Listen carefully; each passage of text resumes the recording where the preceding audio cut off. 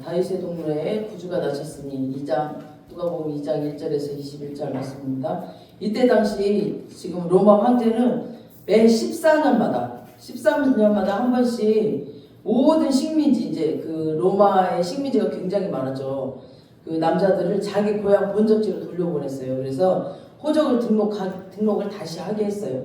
그래야 이제 인구 파악이 되고 이제 인구 파악이 정확하게 되겠죠. 그리고 또 세금도 정확하게 걷기 위해서. 그래서 막 모든 나라들, 여러 나라들을 식민지로 딱 갖고 있었어요. 나라는 적었지만 굉장히 로마가 그때 당시 강국이었기 때문에 많은 나라들을 식민지로 갖고 있어서 딱 14년 만에 한 번씩 보냈어요. 그러니까 유대뿐 아니라 전 로마의 그 소국지인 그 남자들이 한꺼번에 다 각자 막 자기 고향으로 다 움직이니까 진짜 엄청났겠죠. 굉장히 그 한꺼번에 다 움직이려고 생각을 해봐. 그러니까 우리나라 명절 때 보면은 막 난리가 아니죠. 막 교통체증이 난리가 아니잖아요.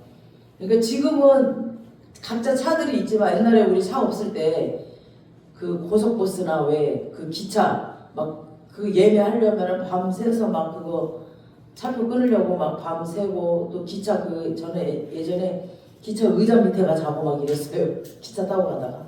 그러니까 그 교통체증은 난리가 아니었죠. 그리고 막 도로는 사람들로 꽉 차고 그리고 숙소마다 다 꽉꽉 차고 그러니까 숙소가 없어. 그러니까 미리미리 가야지 방 잡기도 힘들어요. 이때 갈릴리 나사렛 살던 요셉이 전혀 갈 일이 없었는데 거기서 로마에서 갈릴리 나사렛까지 가려면은 128km예요. 128km를 생각해봐. 4km가 심리잖아요. 근데 128km를 떨어져 있는 자기 고향 베들레헴으로 가야 되는 그 어쩔 수 없는 상황이 벌어진 거예요. 그러니까 이 엄청난 남자들의 대이동, 그러니까 아기 예수가 구약 성경에 예언된 대로 베들레헴에서 태어나게 하려는 하나님의 섭리였던 겁니다. 이게 지금. 그러니까 역사를 주관하신 하나님이잖아요. 그래서 사람들이 누가 주인공인지 누가 엑스트라인지 천국에 가봐야 알아요. 지금 예수님이 태어나기 위한 지금 스토리를 만들고 계시는 거예요. 하나님께서는. 그러니까 지금 우리 눈에 보이는 세상에서는 로마 황제가 주인공인 것 같죠. 14년 만에 한 번씩 너희 호적하러 가 하고 로마 황제가 한 것 같죠. 근데 그게 아니라 예수님이 베들레헴에서 태어나야 되기 때문에 구약이 이미 그랬거든. 베들레헴 나사렛에서 난다고 그랬거든요. 구약이 이미 수천 번 2000년 전부터 막 예수가 거기서 구주가 메시아가 난다고 구약에 써 있었거든요.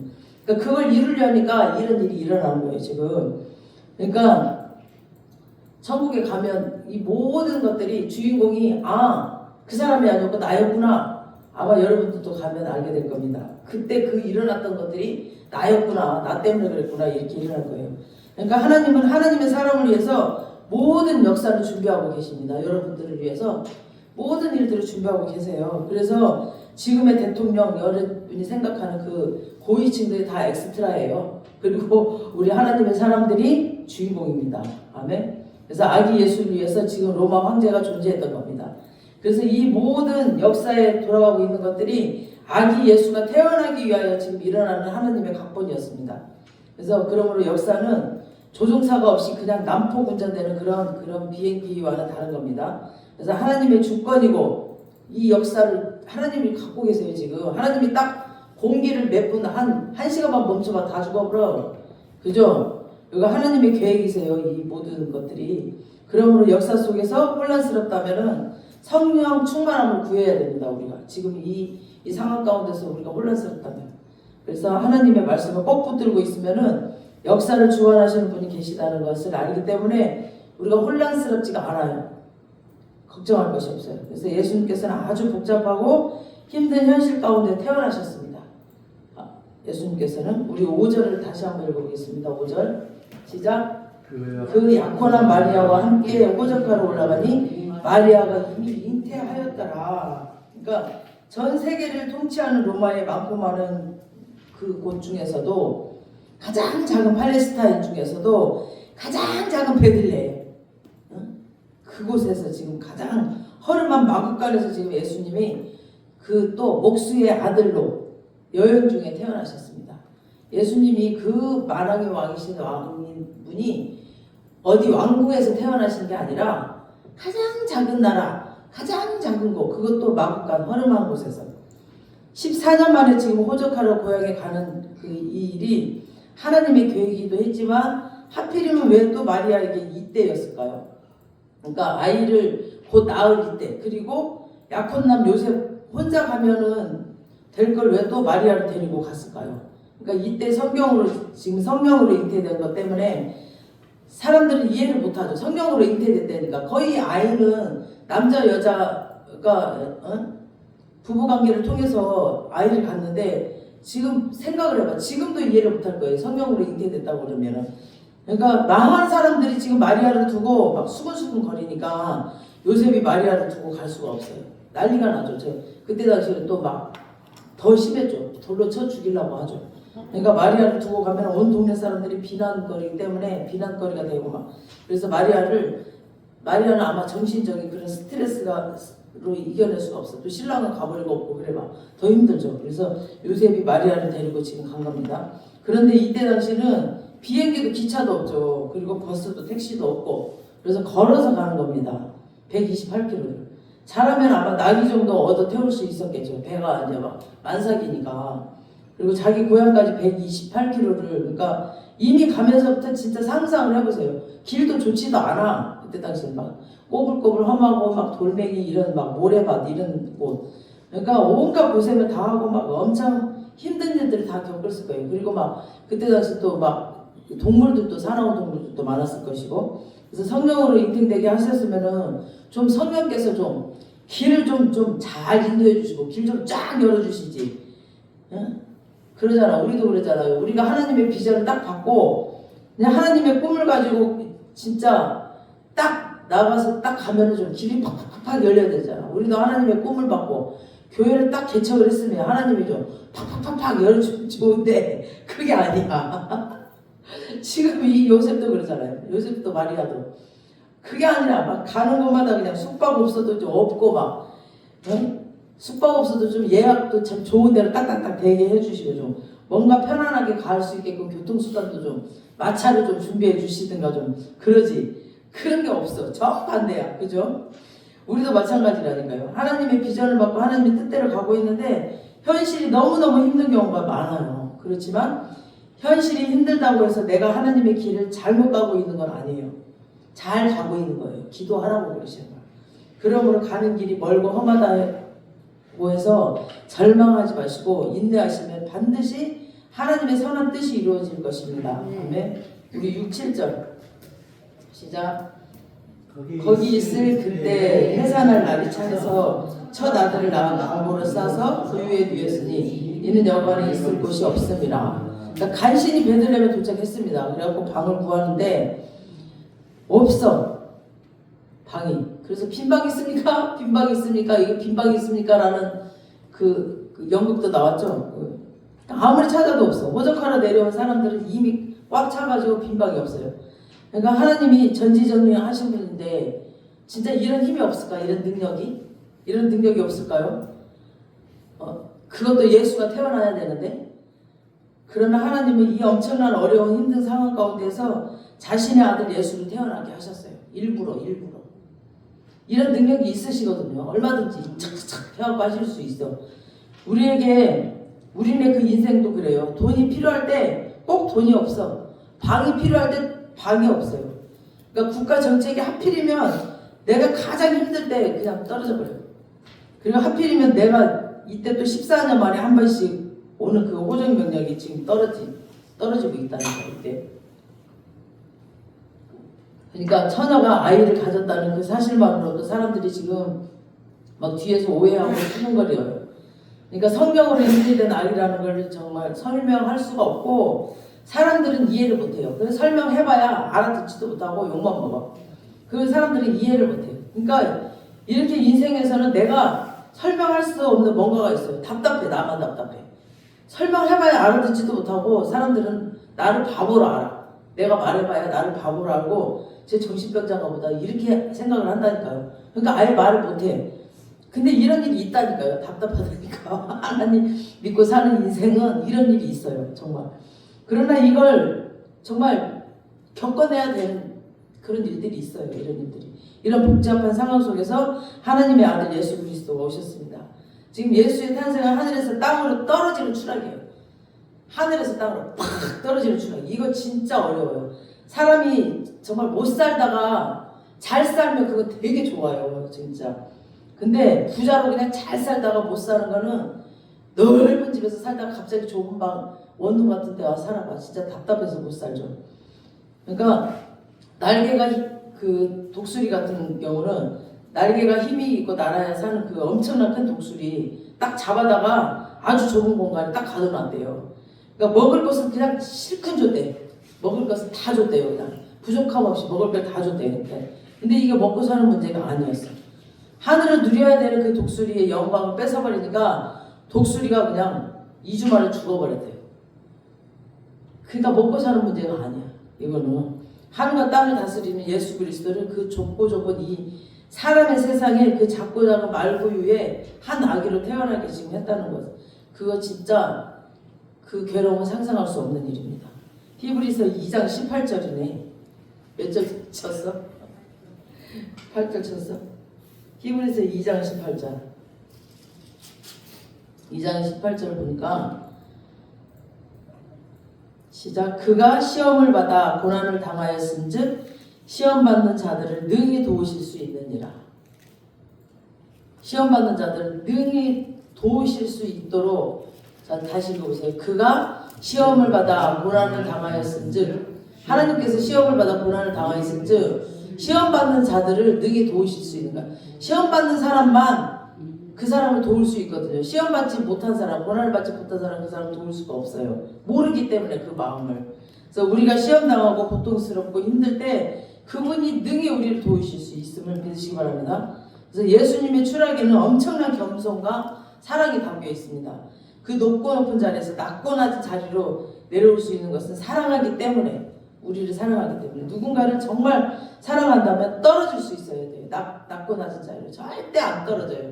자기 자존심 때문에 안 떨어지거든요. 사람들이. 그 사랑을 위해서 얼마나 희생할 수 있는가. 그게 진짜 사랑의 무게이며 진심입니다. 진심. 왕자가 시골 처녀를 사랑하려면은 왕자의 자리를 버려야 될 수도 있어요. 진짜 시골 처녀를 사랑한다면 그죠. 왕자의 자리를 버리고 자기가 시골 남자처럼 살아야 될 수도 있어요. 얼마 동안은. 그래서 세상적인 야심을 가진 자들은 더 높이 올라가지 못해서 안달을 하죠. 그러나 하나님의 아들이신 예수님은 스스로 낮아지셨습니다. 이것이 세상의 사랑과 하나님의 아들의 사랑의 다른 점입니다. 요한복음 3장 16절 하면 아시죠? 우리 다 못 외웠어요? 하나님이 세상을 이처럼 사랑하사 독생자를 주셨으니 이를 믿는 자마다 멸망치 않고 뭐지? 아이고 외웠는데 또 잊어버렸네. 이거 다 외워야 돼 우리가. 이거 다 외워야 돼. 하나님이 세상이 이처럼 사랑하사 독생자를 주셨으니 의를 믿는 자마다 멸망치 않고 영생을 얻게 하려 하심이라. 하나님께서, 그러니까 우리가 세상 뉴스에서 보는 것들, 막 우리가 일주일 내내 막 몸으로 겪어내는 이 폭력과 음란과 거짓과 이런 혼란으로 가득 찬 세상에서 하나님의 아들의 목숨과 맞바꿀 만한 세상이 아니죠. 전혀 가치가 없는 세상이지만 하나님의 아들이 이 사랑했기 때문에 이 사랑이 높고도 놀라운 것이 확 뽑아냈어요. 이 목숨과. 그래서 오늘 세상에 무정함이 지치고 힘든 분들, 혹시 자기 자신의 자존감이 땅에 떨어졌다면 그래도 여러분을 위해서 하나님의 아들이 지금 목숨을 걸고 가치가 있었다는 거죠. 지금 여러분들의 목숨과 바꿨어요. 지금. 그래서 여러분을 위해서 예수를 보내주시고 그분의 십자가를 준비하시고 그 모든 어려움, 고통으로부터 지금 여러분들을 구원하시고 목숨까지도 구원해 주신 그 하나님의 아들 예수 그리스도가 계시다는 걸 믿으시기 바랍니다. 그분이 그만큼 여러분을 사랑하시고 십자가에서 다 치우셨다니까요. 크리스마스가 되면 교회에서 막 고요한 밤, 거룩한 밤, 이거 이브날 많이 부르죠. 24일날 많이 부르잖아요. 촛불을 들고. 근데 우리는 이 하나님의 아들의 탄생의 고요함 속에 담긴 위대함을 봐야 돼요. 그 고요함 속에 세상의 제왕이, 정말 영국의 황태자가 태어나면은 전 세계 매스컴이 막 시끄럽잖아. 다 달고 막 그 황태자가 태어났다. 그런데 예수님이 태어나셨을 때는 아무도 몰랐습니다. 그렇다고 해서 그 위대함이 떨어지는 건 아닙니다. 예수님은 조용히 오셨어요. 우리 보면은 눈이 조용히 소리 없이 내리죠. 근데 딱 아침에 일어나 보면은 온 세상을 하얗게 아름답게 만들죠. 나뭇가지에 눈이 쌓이면 막 눈이 막 너무 이렇게 꺾어버리죠.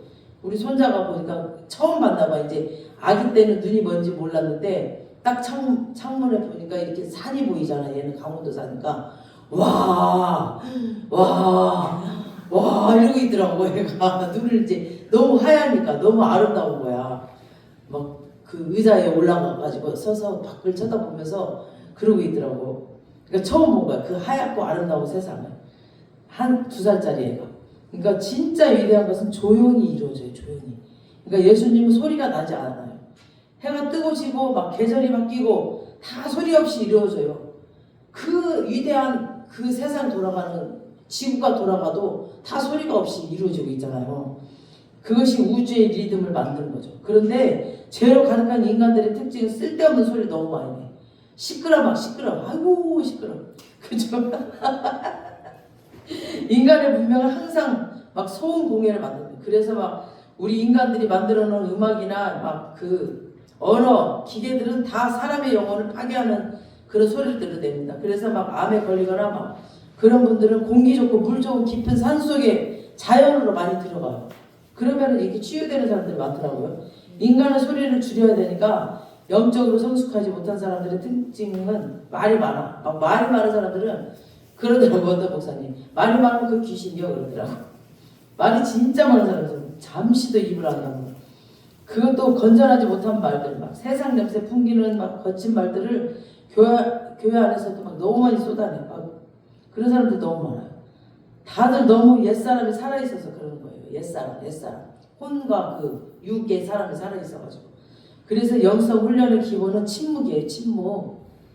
그래서 아기 예수의 조용한 탄생처럼 우리는 하나님의 거룩한 침묵을 묵상하고 연습해야 됩니다. 우리 교회는 조용히 해 지금. 하나도 안 하고 나니까. 하나님께서 이 세상을 조용히 축복하시고 조용히 이끌어 가십니다. 조용하지만 그 능력은 아주 파워가 있어요. 파워가. 그래서 베들레헴에 태어난 아기 예수는 당시 유대인들이나 이방 신들을 섬기는 사람들에게는 상상도 못할 일이었어요. 그래서 막 무슬림 사람들은 기도할 때 막 이마가 이렇게 땅에 닿도록 하고 막 힌두교들도 보면 신에게 막 당할까봐 두려움에 막 벌벌 떨면서 막 희생제물을 바쳐요. 이렇게 그 신이 왜 이렇게 무서워해 신을. 율법 시대 구약의 이스라엘 백성들도 막 제사장이 죄인 대신 성막에 못 들어가서 죽을까봐 방울을 발에 달고 들어갔어. 만약에 소리가 안 나면 얘 죽었다 이거야. 그렇게 무서워했어 신을. 신을 만나면 공포의 대상이었어요. 이걸 깨버린 것이 아기 예수였습니다. 신을 만나면 무서우면 안 되죠. 무서우면 안 돼. 말구에 누워서 자고 있는 아기 예수를 누가 두려워하겠어요. 그러니까 신을 가까이 하게. 그러니까 그 예수가 깨버린 거죠. 그 아기 예수의 탄생은 이게 이제는 누구든지 다가올 수 있는 하나님의 상징인 거죠. 우리 8절 9절 보시겠습니다. 시작. 그 지역의 목자들이 밤에 밖에서 자기 양떼를 지키더니 주의 사자가 곁에 서고 주의 영광이 그들을 두루 비치매 크게 무서워하는지라. 그러니까 예수님 부모 말고 아기 예수가 태어난 소식을 눈으로 보여준 건 동방박사들인데 별로서 보여줬잖아요. 별로 동방박사들이 멀리서. 그리고 들리는 소리로 제일 먼저 전해진 것은 그 지역 목자들, 양치는 목자들이었어요. 그 당시 유대사의 지도자들은 서기관, 제사장, 왕조, 막 귀족 그런 왕이었는데 하나님이 그들을 통해서 아기 예수의 탄생을 메시지를 전해서 이렇게 내려보낸 게 아니라 그때 당시 가장 소외층, 그러니까 소외층의 하나였던 목자들 통해서 하셨다는 게 놀랍죠. 그러니까 이렇게 천대받던 목자들. 또 목자들 중에서도 밤에 양치는 목자들, 밤에. 그러니까 목자들은 가장 신참인 사람들, 그러니까 출세가 늦은 사람들. 근데 하나님께서 그들에게 가장 먼저 이 복된 소식을 전하는 그런 특권을 주셨습니다, 지금. 그리고 또 한 그룹은 동방박사들. 그러니까 몇 개월 전부터 별을 따라서 이렇게 1000km를 넘는 곳을 지금 이방 땅에서 찾아온 사람들이에요. 그 동방박사들이 지금 1000km를 그 별을 보고 지금 별만 보고 오고 있는 거예요. 전기료를. 이 동방박사들과 목자들의 공통점은 뭐냐면 이방인이고 소외층이에요. 소외계층. 무시받는 사람들. 그러니까 말씀을 듣자마자 바로 이 사람들은 반응을 했어요. 이렇게 말씀을 듣자마자. 우리 16절을 한번 보세요. 16절. 시작. 빨리 가서 마리아와 요셉과 구유에 누인 아기를 찾아서 뭐라고 그래요? 빨리 갔다 그래요. 빨리. 목자들은 천사의 말을 듣자마자 빨리 달려갔다고 그랬어요. 그러려면은 봐봐요. 자기가 지키고 있던 그 양들을 버리고 가야 돼요. 밤에 양들을 지키는 거거든요. 그러니까 사나운 짐승을 다 물어가도 어쩔 수 없어. 근데 목자들에게는 하나님의 메시지가 너무 귀해가지고 대가를 치르는 것을 1초도 갈등하지 않았어요. 이 양들 다 그냥 버리고 가는 거예요. 버리고. 그러니까 빨리 순종한 거예요. 이게 아무나 못하죠. 목자에게 가장 소중한 게 양이잖아요. 자기 목숨보다도 귀한 게 양이야. 그때 당시에는 양이 자기 재산인데 근데 다 버리고 1초도 갈등하지 않고 갔다라는 거죠. 여러분 할 수 있으세요? 여러분에게 가장 귀한 거 뭐예요 지금? 집일 수도 있고 자동차일 수도 있고 돈 지금 얼마 있어? 적금 통장일 수도 있는데 그거 버리고 갔다는 거야 지금. 하나님의 소식을 듣고. 마태복음에서는 동방박사가 아기 예수를 찾아서 예루살렘에 들어오는 거예요 지금. 그래서 예루살렘에서 정확하게 아기 예수가 날 곳이 어디냐고 물어봅니다. 헤롯의 왕궁에서 그랬더니 성경 전문가들이 나와서 구약 성경에 보니까 베들레헴에서 태어난다고 가르쳐 줍니다. 그래서 알겠습니다 하고 동방박사들이 가는데 자기들은 안 가. 가르쳐 줘놓고 지금 이 사람들이 자기들이 가르쳐 주면서 자기들은 안 가요. 이 율법학자들이 이거 왜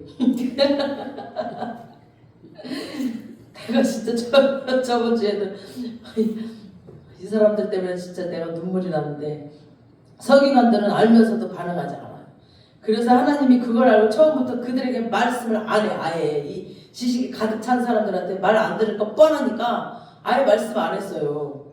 그리고 여러분 하나님의 음성을 듣기를 원하십니까? 가난하고 순종의 마음을 가져야 돼. 말씀을 듣는 사람에게 말씀을 하세요. 아무한테 말씀 안 하세요. 사람들도 마찬가지야. 말을 하는데 말 안 듣고 무시하는 사람한테는 말 안 하잖아. 우리도 그죠? 말 듣는 사람한테 말하지. 제 말해봤자 말 듣지도 않는데 말 안 해. 그리고 심부름도 아무한테는 안 시켜. 우리 사모님 딸랑딸랑 잘 다니니까 얼마나 왔다 갔다 잘하는지. 그러니까 심부름 시키는 거예요. 말을 할 때마다 그 말을 순종하는 사람에게는 계속 말씀을 하나님이 주세요. 그러니까 계속 순종하는 사람에게 계속 말씀을 주시는 거야. 그래서 하나님의 목자들과 동방박사들 택한 거예요. 이 복받은 사람들. 그들은 하나님 말씀에 반응하는 사람들이니까 믿음을 행동을 하는 사람들이 이 사람들이. 그래서 자기 생각이 너무 많고 막 자기 자랑이 너무 많고 막 교만하면 움직이지 않아요. 그리고 자기 생각대로만 하려고 그래. 말을 안 듣고 자기 생각대로만 자기 고집대로만 해. 또 그런 사람도 있어 또. 여러분도 말씀이 떨어지면 어떤 토 달지 말아요. 그냥 어쩌고저쩌고 막 토 달지 말고 달려가길 바랍니다. 순종하는 자는 아기 예수를 만날 겁니다. 예배하는 자가 되고 인생이 아름답게 변할 겁니다. 예배하는 자가 되면은 인생이 풀려버려요. 풀려. 고집 피우면은 맨날 그 자리에 있다니까. 10절 시작. 천사가 이르되 무서워하지 말라. 보라 내가 온 백성에게 미칠 큰 기쁨의 좋은 소식을 너에게 전하노라. 지금 천사들이 크리스마스의 의미를 해석해 주고 있어요. 지금 큰 기쁨의 소식이다. 이 목자들은 아기 예수가 태어난 사실이 왜 이렇게 좋은 소식인지 알지 못했어요. 그래서 천사가 해석을 해줘야만 했습니다. 그래서 무엇을 보는가 보다 더 중요한 것은 뭐냐면 어떤 눈으로 보는가가 더 중요해요. 무엇을 보는 것보다 어떤 눈으로 보는가. 우리가 어떤 눈으로 보는가, 어떤 마음으로 보는가, 이게 진짜 중요해요. 하나님의 엄청난 메시지도 영적인 눈으로 보지 않으면 그냥 지나쳐버려요. 그 복된 일인데 그냥 지나쳐버리는 게 굉장히 많아요. 그래서 목동들에게 천사가 설명해 주는 겁니다. 오늘날은 성령께서 우리에게 영적인 사건들을 이렇게 설명해 주십니다. 하나님의 사건을 인간의 시각으로 해석하잖아요. 그러면 시험이 들어버려요.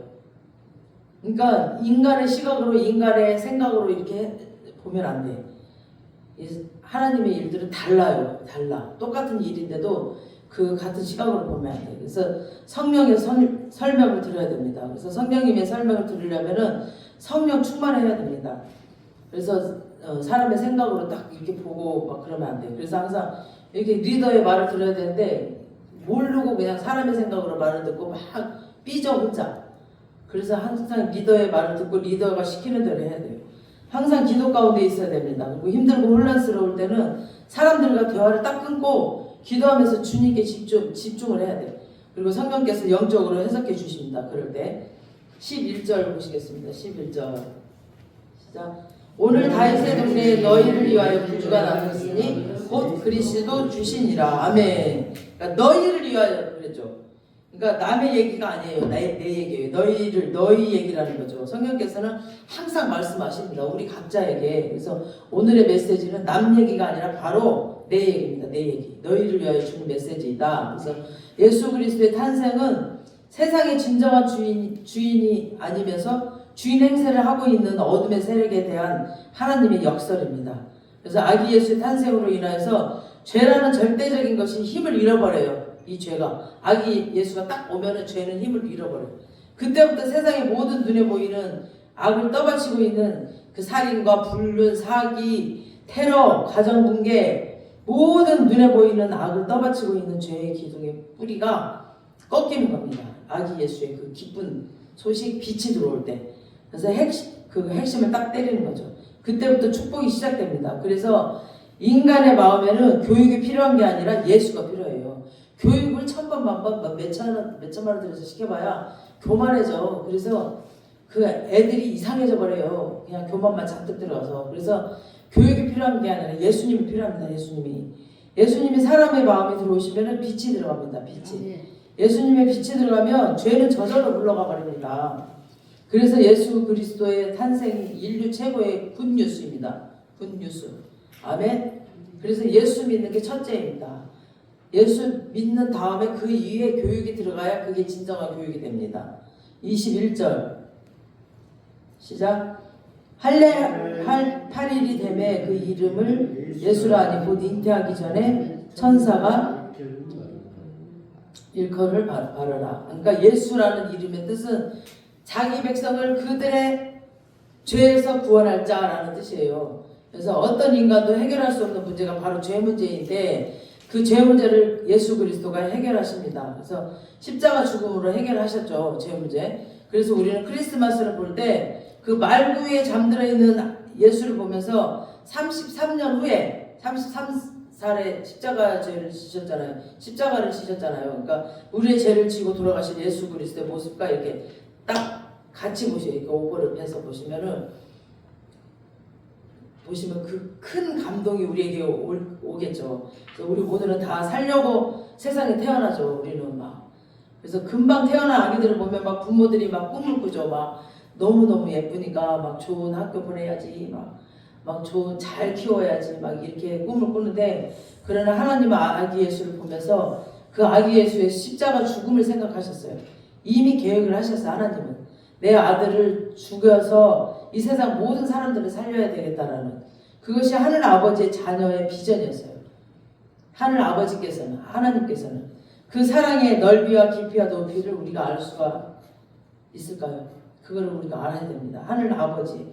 그래서 예수님의 33년의 하루하루는 십자가를 가까이 가는 걸음이었어요. 십자가를 향해서 걸어가는 걸음이었습니다. 그래서 모든 종교는 인간에게 희생을 바치라고 했잖아요. 근데 하나님만이 자신을 희생제물로 바쳤어요. 그래서 우리를 살리셨습니다. 자신을. 그래서 예수님의 탄생이 천지창조보다 더 위대합니다. 천지창조한 것보다 천지창조는 하나님의 능력이지만 예수님의 탄생은 하나님의 사랑이었습니다. 하나님의 사랑을 그냥 보여주신 거였어요. 14절 보시겠습니다. 14절 시작. 지극히 높은 곳에서는 하나님께 영광이요 땅에서는 하나님이 기뻐하시는 사람들 중에 평화로다 아니라. 그러니까 하나님께 영광이라는 말은 뭐냐면은 하나님께 가장 기뻐하시는 일을 했을 때 하나님께 영광이라는 말을 쓰거든요.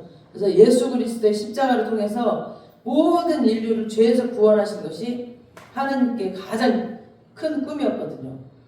그것을 예수님이 지금 이루셨잖아요. 예수님도 그래도 한 인격자로 태어나셨는데 그걸 진짜 얼마나 힘들었겠어요. 그걸 아버지의 뜻을 알았지만 얼마나 힘드셨겠어요. 인간이었기 때문에. 근데 그 아기 예수의 탄생은 하나님께 영광이었어요. 그 꿈을 이뤘기 때문에. 그래서 땅에서는 기뻐하심을 입은 사람들 중에 평화로다. 그렇게 해서 하나님이 구원하신 백성들은 예수님을 통해서 비로소 서로가 화목하게 되는 거죠. 그래서 예수를 통하지 않는 동서 화합은 없고 예수를 통하지 않는 세계 평화는 없습니다. 그래서 예수의 탄생은 하나님께 영광이요 땅에서는 우리들 사이의 평화인 거예요. 그러니까 목자들이 천사들의 말을 전해줍니다. 17절 18절 보시겠습니다. 시작. 보고 천사가 자기들에게 이야기에 대하여 말한 것을 전하니 듣는 자가 다 목자들이 그들에게 말한 것들에 놀라게 여기며, 그러니까 목자들이 최초의 선교사죠. 복음의 소식을 지금 제일 먼저 듣고 최초로 복음의 소식을 전파합니다. 듣는 사람이 듣고 전도하고 뭐 선교하는 거죠. 그러니까 체험하는 만큼 하는 거죠. 우리가 체험하는 만큼, 우리가 듣는 만큼. 그러니까 하나님이 주신 만큼 말씀을 선포할 때 이것은 상상을 초월하는 임팩트를 줍니다. 19절 시작. 마리아는 이 모든 마음을 새겨 생각하니라. 그러니까 여기서 마음에 새겼다는 말은 이제 굳게 붙잡았다는 거죠. 굳게 간직해서 지키겠다는 뜻이죠. 이 마리아에게는 하나님께서 어떤 일을 행하시면서 말씀을 끊임없이 계속 주셨어요. 계속. 아기 예수를 잉태하기 전에도 가브리엘 천사를 통해서 이렇게 하나님이 말씀하셨고 하나님께서 말씀 주셨고 또 엘리사벳 미리 그 마리아에게 오기 전에 엘리사벳 그 요한 세례 요한의 어머니 엘리사벳을 통해서 하나님께서 또 말씀 주셨고 마리아에게도 직접 말씀하셨고 또 이번에 목자들을 통해서 말씀하셨어요. 그러니까 하나님의 사람에게 하나님이 어떤 일을 시키면서 하나님은 끊임없이 다양한 방법으로 말씀을 하세요. 그래서 하나님이 인격적이시기 때문에 우리에게 말씀 주세요. 그래서 우리가 하나님의 일을 하는 사람은 하면 할수록 피곤해지고 갈등이 생길 때마다 하나님의 말씀을 잘 분별해서 들어야 됩니다. 그래서 마리아가 아마 말씀을 듣지 않고 이 모든 일을 겪었으면 굉장히 혼란스러웠을 거예요.